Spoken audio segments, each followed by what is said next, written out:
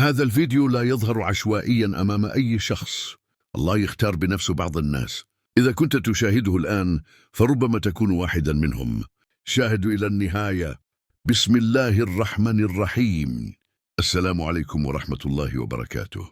هل شعرت يوما وكأن جميع أبواب الرزق قد أغلقت في وجهك عندما يجد الإنسان نفسه عاجزا ومغلوبا على أمره ويثقل كاهله عبء الديون ولا يرى في كل اتجاه سوى الظلام؟ كيف يأتي نصر الله من الغيب؟ لقد وعد الله سبحانه وتعالى في القرآن الكريم: ومن يتق الله يجعل له مخرجا ويرزقه من حيث لا يحتسبون. اليوم سأروي لكم قصة حقيقية لعائلة غرقت في الديون لدرجة أنها لم ترى أي سبيل للنجاة، ثم غيرت الصلاة على النبي حياتهم بالكامل. هذه حكاية ستكون سببا في تجديد إيمانكم واستريكم كيف يمكن لعمل بسيط أن يفتح أبواب الرزق كطوفان. في أحد أحياء لاهور المكتظة بالسكان كان يعيش السيد أنور مع عائلته. كان لديه طفلان، ابن وابنة. كان يعمل في مصنع براتب ضئيل، لكنه كان يعيش حياة ملؤها الصبر الجميل والشكر. ثم فجأة أخذت الأمور منعطفا جديدا. واجه المصنع خسائر مالية فادحة، ومع مئات العمال فقد السيد أنور وظيفته أيضا. كان هذا الخبر بمثابة صدمة لعائلته. نفدت مدخراتهم القليلة في غضون أسابيع قليلة، وتوقفت الرسوم المدرسية للأطفال، وأصبح طعام المنزل يشترى بالدين. حاول السيد أنور ليلا ونهارا العثور على وظيفة جديدة، لكنه قوبل بالرفض من كل باب. مع مرور الوقت استمر عبء الديون في التزايد. وصلت به الحال إلى لحظة غرق فيها في الخجل واليأس الشديد. ساد المنزل صمت غريب وحزن عميق. كانت رغبات أطفاله البريئة تتلاشى، وفي عيني زوجته حل اليأس محل الأمل. كان يستيقظ في الليالي يتضرع إلى الله ويدعو قائلا: يا مسبب الأسباب، يا رازق السائلين. لكنه كان يشعر وكأن دعواته لا تصل إلى درجة القبول. في إحدى الأمسيات وبينما كان في ذروة انكساره طرق بابه، وعندما فتح وجد إمام مسجد الحي. أدرك الإمام على الفور كربه وبدأ يواسيه. خلال حديثهما أخبره الإمام بفضل الصلاة على النبي محمد صلى الله عليه وآله وسلم وبركاته. قال له: يا بني أنور، لا تيأس، لا تقنطوا من رحمة الله. أقسم، هل تعلم ما هي البركة في الصلاة على النبي الكريم؟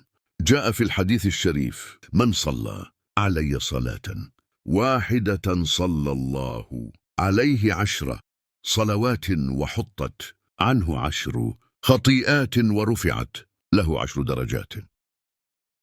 يا بني، الصلاة على النبي هي الحل لكل مشكلة وكل ضيق وكل كرب.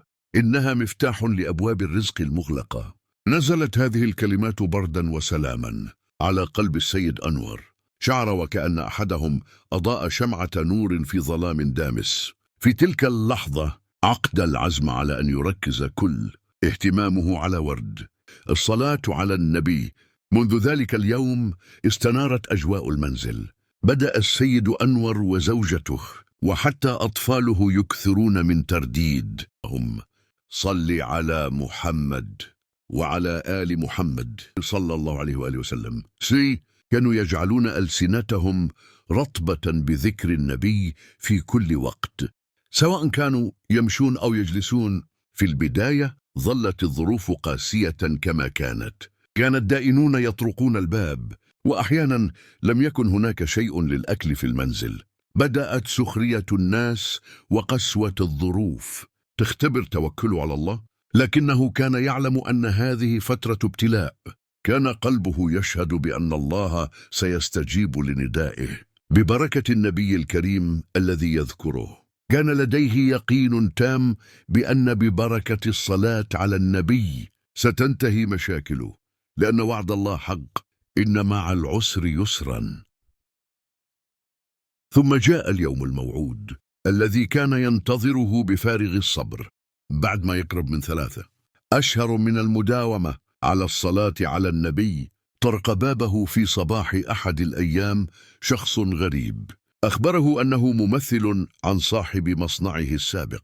اتضح أن صاحب المصنع قد بدأ عملا تجاريا جديدا، وقد بارك الله فيه لدرجة أنه نجح بشكل مذهل، والآن كان يستدعي موظفيه القدامى المخلصين.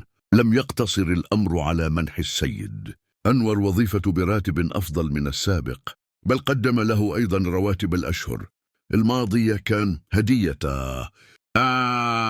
فسبحان الله. كانت هذه مجرد البداية. عندما بدأ السيد أنور وظيفته الجديدة، رأى المالك اجتهاده وأمانته، فقام بترقيته إلى منصب مدير في غضون 4 أشهر فقط. تضاعف راتبه، بدأ الرزق الواسع يتدفق كالمطر الغزير. لم يسدد جميع ديونه فحسب، بل أدخل أطفاله أيضا في أفضل مؤسسة تعليمية في المدينة. في غضون فترة قصيرة اشترى منزله الخاص. الجيران والأقارب الذين كانوا يتجنبونه ذات يوم أصبحوا الآن مندهشين من نجاحه ويسألونه عن سر هذا التوفيق. اليوم تعيش عائلة السيد أنور حياة مزدهرة وهادئة، لكنهم لم يتركوا أبدا العمل الذي غير مصيرهم. لا يزالون يكثرون من الصلاة على النبي بنفس الشغف، ولكن الآن كعربون شكر. قصتهم هي دليل حي على أن اليقين التام بالله والمحبة الصادقة للنبي يمكن أن تجعل كل مستحيل ممكنا. إن الله على كل شيء قدير. الصلاة على النبي ليست مجرد ورد، بل هي أقوى وسيلة لجذب رحمة الله. إنها علاج للكرب الروحي ونهاية للفقر والعوز. إذا كنت تعاني أيضا من ضيق في الرزق أو كرب أو دين أو أي نوع من الهموم، فاجعل الصلاة على النبي جزءا من حياتك اليومية من اليوم. اقرأها بقلب صادق ويقين تام ومحبة، ثم شاهد كيف تفتح أبواب رحمة الله. إذا أثرت هذه القصة في قلبك، فاضغط على زر الإعجاب وشاركها مع أحبائك وأقاربك، فمن يدري قد تغير مشاركتك حياة شخص ما. اكتب صلى الله عليه وآله وسلم في التعليقات، ولا تنسى الاشتراك في قناتنا حتى تتمكن دائما من الاستماع إلى مثل هذه القصص التي تزيد الإيمان. وفقنا الله جميعا للإكثار من الصلاة والسلام على حبيبه. آمين يا رب العالمين.